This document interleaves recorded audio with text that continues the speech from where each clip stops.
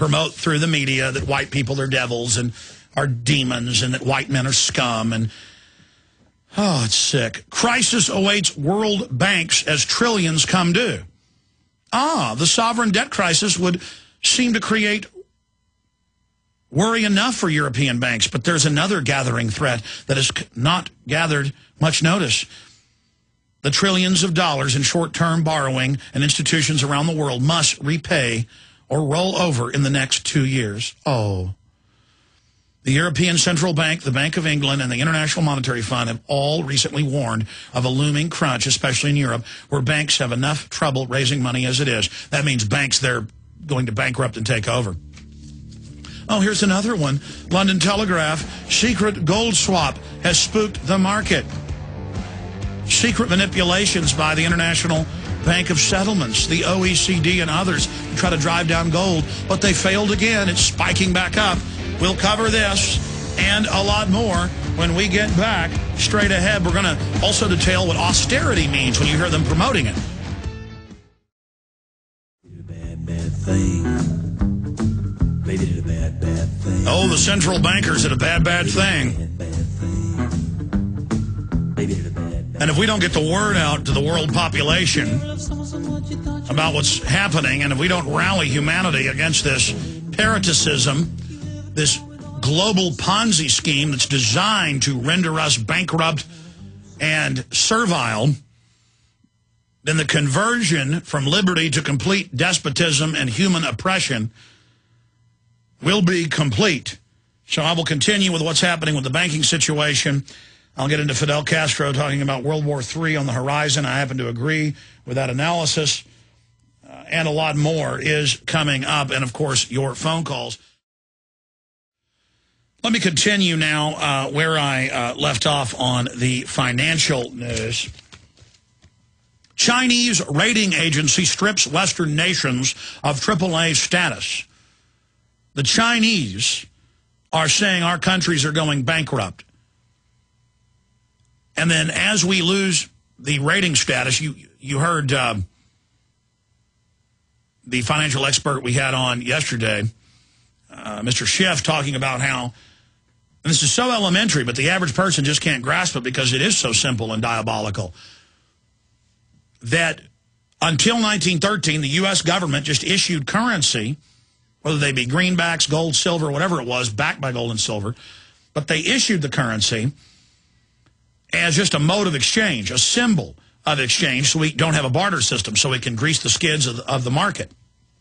And the bankers came in, bought off the politicians, sold it in the media that they owned, in the newspapers at the time, as something that would get the bankers, because the banks have been caught running Ponzi schemes and scams and frauds, and a lot of them have been arrested, and the public was really mad. There was a big populist movement in the country with William James Bryant and many others. And so they sold it, just like they're selling the financial reorganization plan right now as, oh, this will punish the big bankers. And Obama, I'm going to punish Wall Street. They're angry about this. Let me tell you, the guys that financed him and financed the Republicans. And, of course, it gives them total power over the entire economy, not just over the currency. And so when the Federal Reserve took over now, for a dollar to be created, a dollar of debt is owed to the private shareholders of the Federal Reserve. For the Treasury to print a dollar of debt is created. And one caller last week described it as Aladdin's lamp. This is like having an Aladdin's lamp with unlimited wishes. I wish for $10 trillion. And you've got less than 10 banks that are shareholders in the private Federal Reserve. And, of course, the Bank of England is also a shareholder. And there's been a few congressional hearings on that more than 50 years ago. And that's the last time we found out who held shares in it. But it's Goldman Sachs, J.P. Morgan Chase, Bank of America, Wells Fargo. You know, these are the names you know, but those themselves are just commercial bank and brokerage bank and investment bank fronts for these families. An example of that is, 3 years ago, Rex Tillerson was threatened with being removed as the chairman of ExxonMobil by David Rockefeller. And it came out in the news that he showed up at the shareholder meeting and said, you know, I'm still the owner of the majority of shares. You will all be fired right now. This board will be fired if you don't come out with a carbon tax. 2 days later, they came out with a carbon tax and said ExxonMobil endorses global carbon taxes. And we want a tax on wellhead and at gas pump. We want whatever you want. Rex Tillerson said, yes, sir, boss. In fact, search engine that, David Rockefeller goes to ExxonMobil. Let's just show people how they can document all of this. People watch these videos on prisonplanet.tv and YouTube, and I see their comments going, this guy's just making this stuff up. There's no way somebody could just have this memory and be here just rattling all this off. Really, I'm not that smart.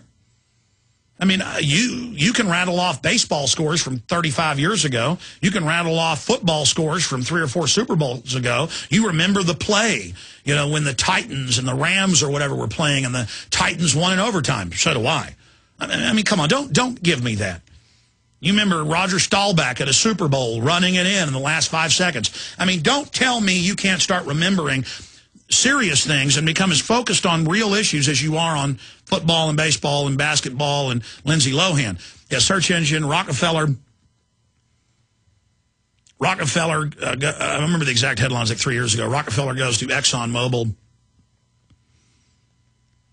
shareholders meeting, demands they change view on global warming. The headline was something like that. And you can see who really owns all of this. Okay, it's less than 10 families that pretty much dominate the U.S., less than 15 or so worldwide. And this is how they operate. You know, it's the Lee families run China for 500 years, and they still run it. All right, let's continue here. Chinese rating agency strips Western nations of AAA status. China's lending credit rating agency has stripped America, Britain, Germany, and France of AAA rating, accusing Anglo-Saxon competitors. They're not competitors, they're globalists teamed up with you, of ideological bias in favor of the West. And, of course, that works well with the Chinese public hyping them up to rally around their corrupt government because their government bashes the West. It's now declassified as of about a decade ago, and it's even on the History Channel. I can't believe they admit it. But the CIA actually double-crossed Chiang Kai-shek in '49 and put Mao Zedong into power. There was never a split. The United States was allied with China in World War II against Japan.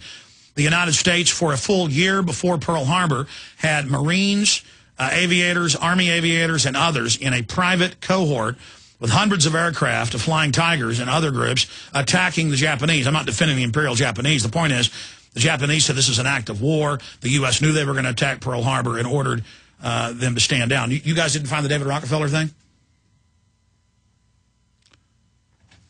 You know, Mastermind Watson will be able. I mean, you guys are the best, but even when I can't find something, Watson can.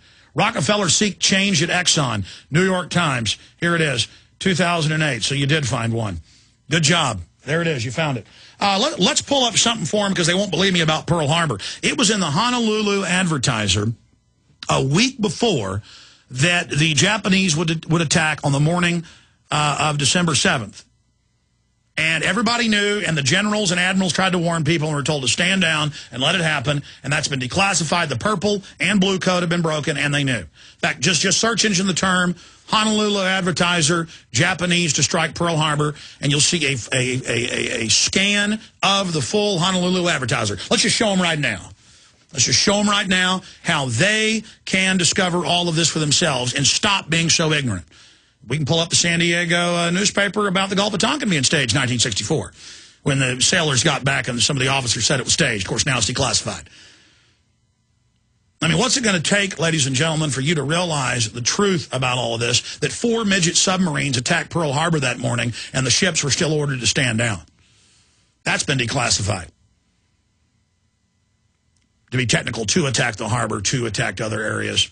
Well, 1 attacked another area, another got beached, and that was several hours before. But you can pull that up. That's actually CNN headline, U.S. attacked Japan at Pearl Harbor first.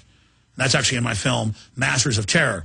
But I digress. I'm sorry. I've got all these stacks of news I promised to get to first before I go to your calls. We've only gotten into stack number 3. There it is. There is the Honolulu Advertiser. And you says, Japanese may strike over weekend. And then you read it, and they give the exact morning and date and everything, because good people inside the code breaking in Washington refused to go along with Roosevelt and Churchill and actually warned intelligence officers there at the base. And their radar picked it up, and they were ordered to stand down as well. They were told it was a group of bombers coming in, U.S. bombers. Okay. Continuing. Crisis awaits world banks as trillions come due, and they admit that's about to kick off something bigger than October 2008 crash. Here's a secret gold swap has spooked the market. It takes a lot to spook the solid old gold market. But when it emerged last week that one of more banks had lent 380 tons of gold to the Bank of International Settlements in return for foreign currencies, there was widespread surprise and confusion. And again, the banks do this. They manipulate and sell gold back and forth at lower prices, and that's come out in congressional hearings to artificially drive it down. This is how we've known for 15 years, at least I've known for 15 years, and GATTA's known for close to a decade since their founding, how all this is done, the Gold Antitrust Action Committee. And so here it is in the news, how they manipulate it. But the media spins this the other way, like, oh, gold should then go down. Well, gold's actually up $16 today.